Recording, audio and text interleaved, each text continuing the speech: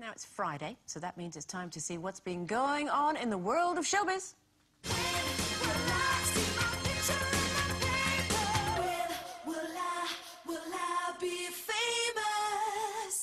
First up, Jane McDonald was singing to that. Oh, an online poll has revealed the most iconic outfits of the last 50 years. The top 3 include Geri Halliwell's Union Jack dress, worn at the Brit Awards in 1997, Liz Hurley's safety pin Versace number that she wore for the 4 weddings and a funeral premiere, and Marilyn Monroe's white halter-neck frock, famously blown around in the 7-year itch. But do you agree with those findings, or are there other dresses that you can think of that are iconic?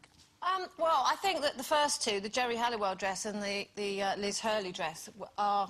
I don't think they're necessarily iconic. I just think they are the most famous, you know, the most photographed and most pictured dresses of their time. I think Marilyn Monroe's dress did actually inspire dresses like that. You know, I didn't see a lot of people walking around in safety pin dresses after Liz Hurley, but that was the kind of... it was pictured so much that it became so famous. It was just a famous dress. Yeah. But I think more importantly, something like a Chanel suit is something that is seriously iconic and is still around. And I think Coco Chanel designed that probably in about the 1920s or 30s. And, you know, people who buy them, they only need to buy one, and as long as you can still get into it. I know they cost a lot of money, you know, they're thousands of pounds, but they're just so beautiful. Every year there's had somebody in one, hasn't it? But for me, it would have been...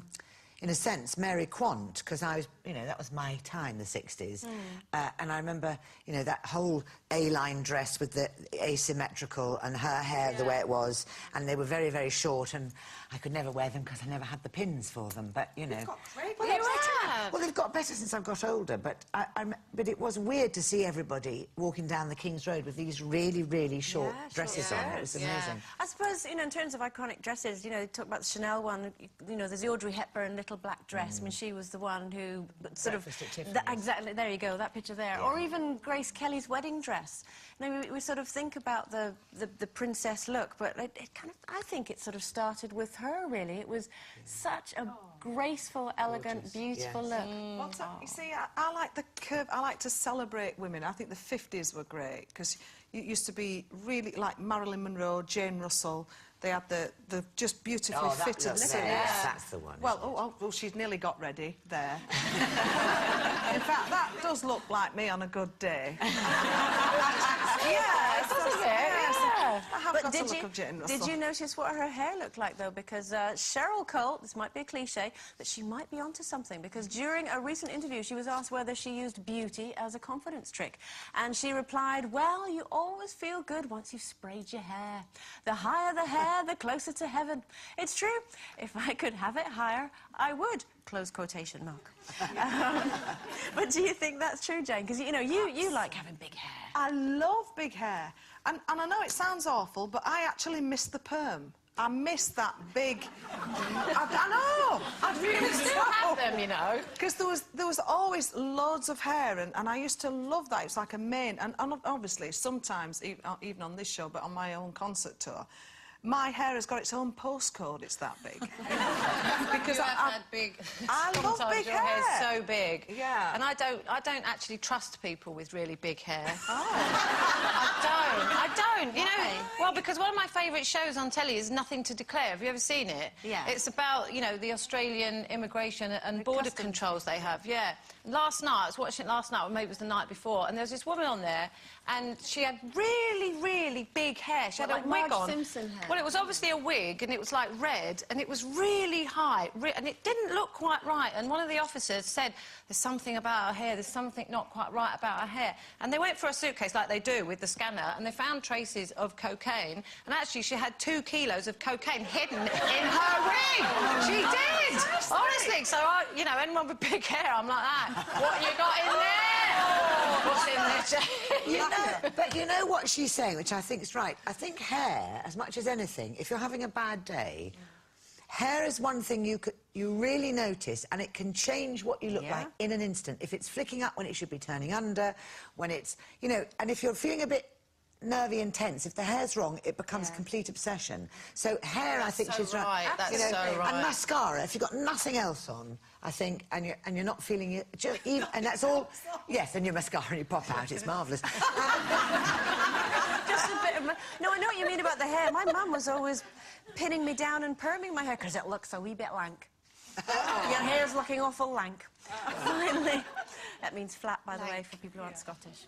Finally, Simon Cowell revealed to Oprah Winfrey that he fears he's too old to have children at the age of 50. He also told the US chat show queen that he might not have the patience for a child unless, and I quote, they were born aged 5. But is Simon right? Carol? No, they're much better when they're about 28, actually.